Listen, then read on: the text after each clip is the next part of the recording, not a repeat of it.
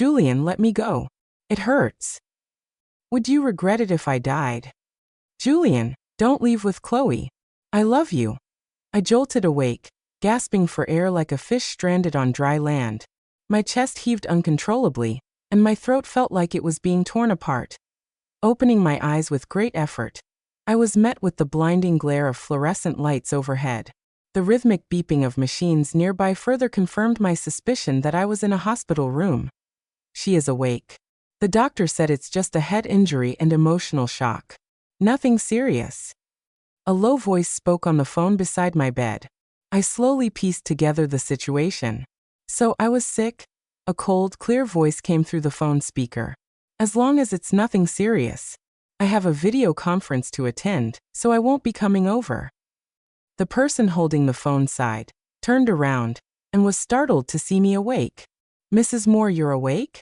I opened my mouth, about to ask a question, but the woman in professional attire interrupted herself to explain. Mr. Moore has a video meeting today, so he won't be able to come. Let me know if you need anything. I frowned in confusion. Mr. Moore? Who's that? I'm not Mrs. Moore. My name is Evelyn White. Her initial surprise turned into a mocking smirk. Mrs. Moore, Mr. Moore is very busy and so am I. We don't have time for games. You just hit your head. There's no need to fake amnesia. She laughed lightly, her tone dripping with sarcasm. Maybe you've been reading too many of those domineering CEO novels online. Playing hard to get won't work on Mr. Moore. Annoyed, I furrowed my brows. I don't read those novels. And I don't like the way you're talking to me. The woman had been condescending since the moment she opened her mouth, and her attitude was making me increasingly uncomfortable. The feeling was mutual, and I didn't care for her either. The woman dismissed me with an indifferent toss of a phone. This is your phone. If you need anything, contact me. I need to get back to work. With that, she swayed her hips arrogantly and made to leave. Just then, the door to the ward burst open, and a woman with disheveled hair rushed in. Evelyn, are you okay? Seeing her, I was stunned. Dolly, what happened to you? The woman standing before me was my childhood best friend. We'd been inseparable since we were toddlers, playing in the mud together. We went to the same kindergarten, elementary school, middle school, and even college.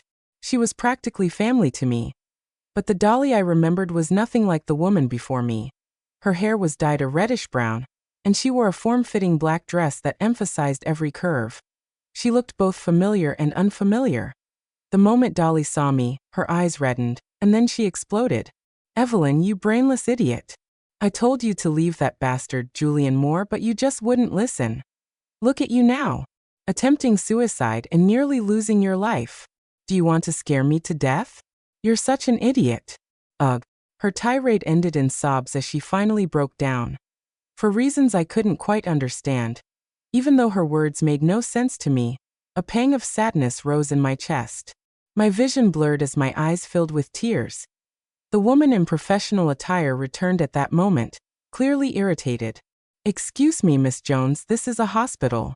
Please keep your voice down. Dolly, evidently familiar with her, didn't hold back. She jabbed a finger at the woman's face and snapped. Call Julian right now. Tell him to come to the hospital. His wife is injured and hospitalized. Yet he's out attending some charity gala with Chloe Clark. The way he's bullying her is just too much. Back then, that shameless woman Chloe couldn't be bothered with Julian when he was on the brink of bankruptcy. She ran off overseas without looking back. And who saved his company? The White family. Now that he's back on his feet, Chloe comes crawling back to cling to him like a leech. A man with no gratitude and a woman who's greedy for wealth. What a perfect match. Trash for trash, a match made in heaven. Dolly's words turned the woman in professional attire bright red with embarrassment that a nurse arrived, urging Dolly to quiet down. The woman seized the opportunity to leave, practically fleeing in shame. Once the room fell silent, Dolly wiped her face and continued angrily. Evelyn, listen to me. You've been entangled with Julian for 7 years. 7 whole years. You've made a mess of things, but he doesn't love you. He doesn't even respect you or the White family. The world is so big, why hang yourself on this one tree? Today it's threatening to jump. What's next? Slitting your wrists tomorrow? None of this affects him. He stopped believing you a long time ago. She paused, glaring at me with frustration. Evelyn, you're rich and gorgeous. Why are you such a hopeless romantic? Finally finding an opening to speak, I asked, Dolly, who is Julian Moore? I don't remember him. Dolly froze for a moment before letting out a laugh. Julian's assistant has already left. You don't need to keep acting. I know you're pretending to have amnesia. I reached up to touch the tender swelling at the back of my head, a wry smile tugging at my lips.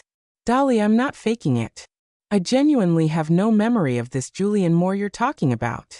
Dolly fell silent, staring at me blankly. After 2 minutes of eye contact, she suddenly let out a blood-curdling scream. Ah, the heavens have answered my prayers.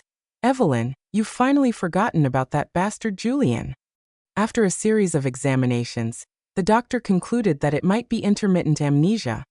After all, the brain was known as a delicate thing, and apparently, I had tumbled down several dozen steps of a villa staircase.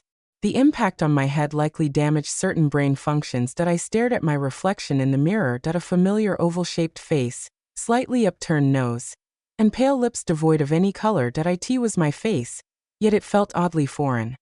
The Evelyn I remembered was vibrant and full of life, always smiling like an idiot every single day. But the woman staring back at me had eyes that rarely smiled, and the more I looked, the more I saw a deep melancholy in them. Could Dolly be telling the truth? Had I really been entangled with Julian for 7 years? And I was married? I didn't want to believe it.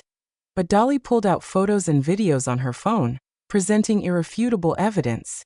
I was indeed married, and to none other than Julian, the cold, untouchable heartthrob of our university days. Looking at the wedding photos and videos of myself grinning from ear to ear, I let out a deep sigh. Dolly, ever the chatterbox, began to recount.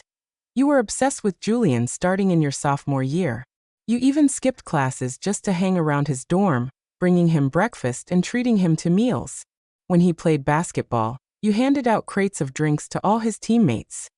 On his birthday, you hired people to string balloons and banners across campus to confess your love. When Julian got sick, you camped out on the floor of his hospital room, taking care of him 24/7. I groaned in embarrassment. Stop it. This was mortifying. However, Dolly wasn't done. You even bribed members of the student council to bump someone else off the roster, so you could join his AI club and do menial tasks. You didn't know a thing about programming, so you became free labor for the team. And on your 20th birthday, you confessed to him again. I clamped my hands over my ears, unwilling to listen anymore. Dolly let out a sigh. You spent $40,000 to put a proposal ad on the tallest building in Riverdale. It ran on a 24-hour loop, asking Julian to marry you. The whole city was talking about it. I sighed, lowering my gaze. And how did it end? Dolly's expression turned awkward, almost hesitant. Julian said yes to your proposal. I fell silent for a moment before asking, was it because of what you mentioned? The Moore family was on the brink of bankruptcy, wasn't it? Otherwise, he didn't seem to love me. He probably only married me because he had no choice. Dolly looked at me with a mix of sympathy and reluctance. Well, maybe. Or maybe he was worn down by your persistence and eventually gave in. The room fell into a heavy silence again. I sighed deeply. How humiliating. Looking at my pale, frail reflection, I gave a bitter laugh. Who would have thought that the proud heiress of the White family would end up as Riverdale's biggest joke?